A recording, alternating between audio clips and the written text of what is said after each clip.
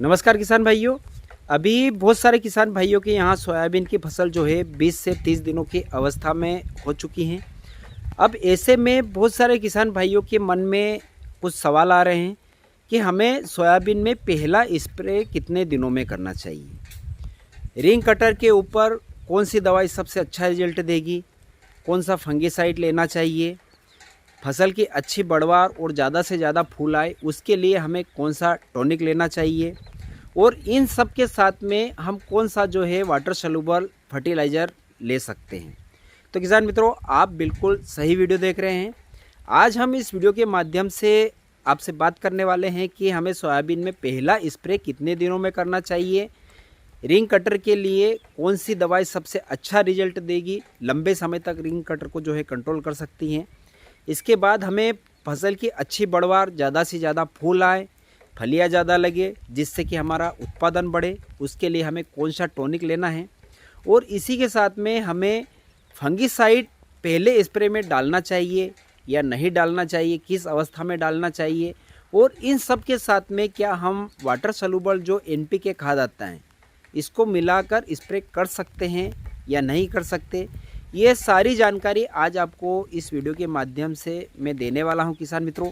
तो वीडियो में लास्ट तक बने रहिएगा, और मेरे द्वारा दी गई जानकारी अगर जो आपको पसंद आती हैं तो वीडियो को लाइक कर दीजिएगा, और इसी प्रकार की जानकारियाँ आगे भी आपको यूट्यूब पर बिना सर्च के मिलती रहे तो उसके लिए चैनल को भी सब्सक्राइब अवश्य कर लीजिएगा।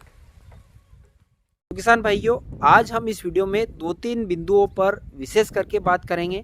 सबसे पहला और मुख्य पॉइंट है हमारा कि सोयाबीन में हमें पहला स्प्रे कितने दिनों में करना चाहिए, कौन सी दवाइयों का करना चाहिए ताकि हमें सबसे अच्छा रिजल्ट मिले, किन किन दवाइयों का चयन करना है, उसके बाद में हमें कौन कौन सी सावधानियां रखना है।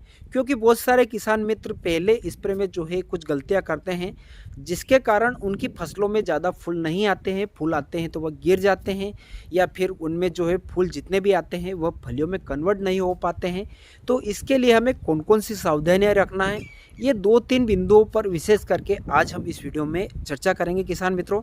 तो सबसे पहले बात करते हैं किसान भाइयों कि हम सोयाबीन में पहला स्प्रे कितने दिनों में करना चाहिए।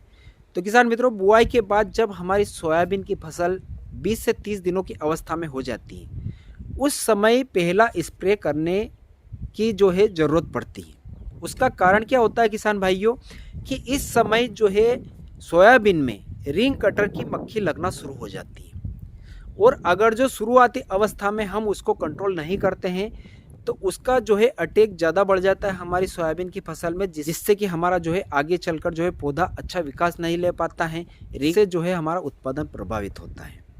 तो इसके लिए किसान भाइयों 20 से 25 दिनों की अवस्था में हमें स्प्रे करना चाहिए। तो उसके पहले हमें जो किसान भाइयों हमारी सोयाबीन की फसल में जो है जाकर जो है सर्वे करना है कि हमारी सोयाबीन की फसल में इल्ली का अटैक तो नहीं हो रहा है, रिंग कटर का अटैक तो नहीं हो रहा है। अगर जो आपको लग रहा है कि हमारी सोयाबीन की फसल में इल्ली का अटैक नहीं है, रिंग कटर का भी अटैक नहीं हो रहा है, कोई भी बीमारी नहीं है, पौधे की अच्छी बढ़वार है, तो हमें जो है 7 से 8 दिनों तक थोड़ा और इंतज़ार करना चाहिए, ताकि हमारा जो है अगला स्प्रे हम जो है जल्दी नहीं करें, उसमें थोड़ा सा हमें समय मिल जाए। और अगर जो आपको कहीं लगता है कि रिंग कटर कहीं कहीं हमें 1% भी अगर जो दिखाई दे रहा है, कुछ हरी इल्ली अगर जो पत्ते खाते हुए भी अगर जो हमें दिखाई दे रही, तो हमें फिर जो है ढील नहीं करना है, उसके बाद जो है हमें तुरंत पहला स्प्रे कर देना चाहिए।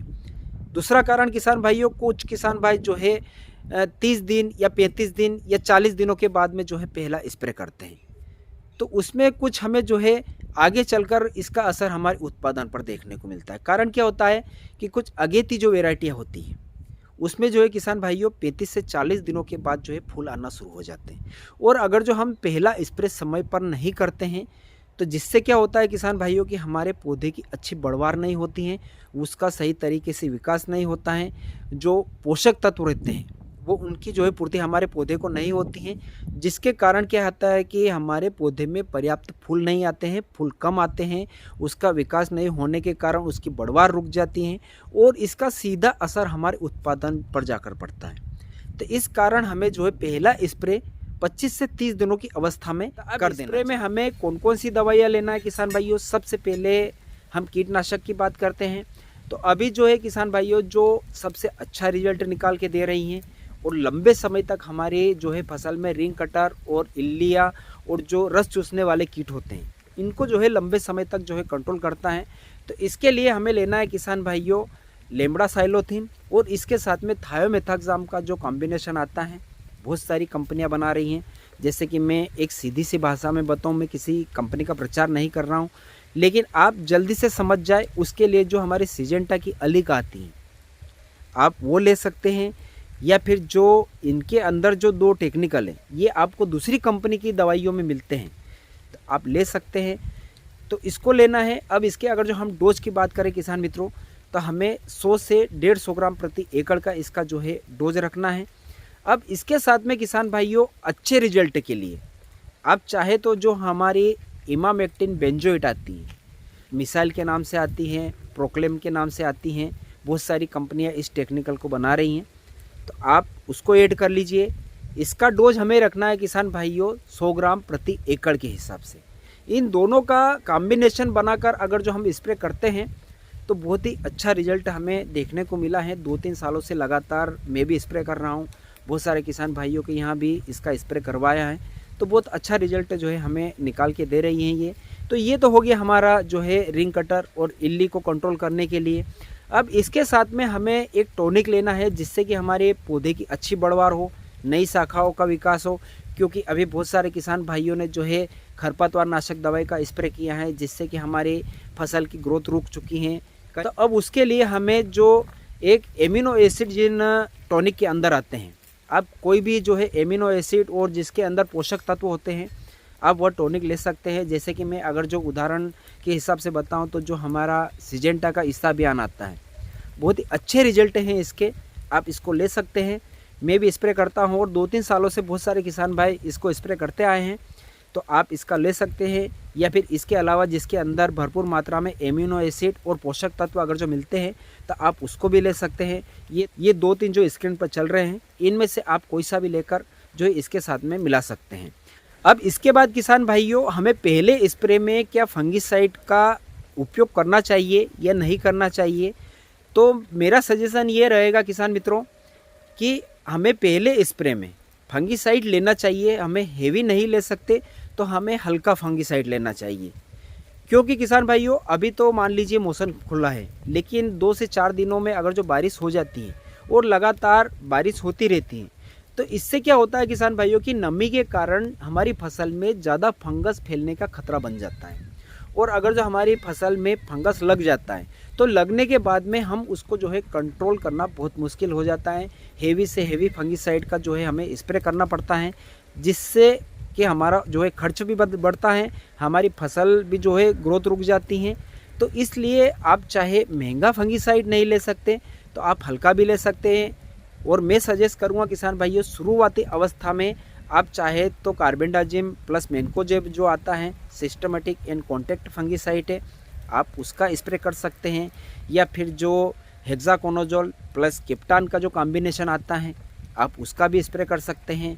या फिर इससे ऊपर अगर जो आप हेवी फंगिसाइड का स्प्रे करना चाहते हैं, यानी कि आपको कुछ आपकी फसल में संकेत दिख रहे हैं कि कुछ पौधे पीले पड़ रहे हैं या पौधे सूख रहे हैं या पत्ते पीले पड़ रहे हैं, तो इसमें आप जो हमारा अडामा कंपनी का कस्टूडियो आता है बहुत अच्छा रिजल्ट है, सिस्टमेटिक एंड कॉन्टैक्ट फंगिसाइड है, आप उसका भी स्प्रे कर सकते हैं। ये 3-4 जो फंगिसाइड स्क्रीन पर चल रहे हैं इन तीनों चारों में से आप कोई सा भी लेकर जो है इनके साथ में मिला सकते हैं।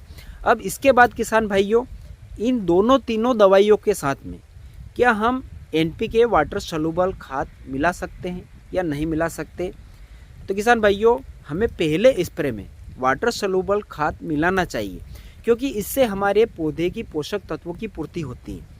शुरुआती अवस्था में पौधे के संपूर्ण विकास के लिए वाटर सॉल्युबल खाद की बहुत ज़्यादा आवश्यकता पड़ती है। तो कौन सा लेना चाहिए किसान मित्रों, तो मैं सजेस्ट करूँगा पहले हमें जो है आप चाहे NPK 19-19 आता है आप उसको भी ले सकते हैं, या अगर जो आपको मिलता है NPK 20-20-20 अगर जो मिल रहा है मार्केट में तो आप उसको ले लीजिए।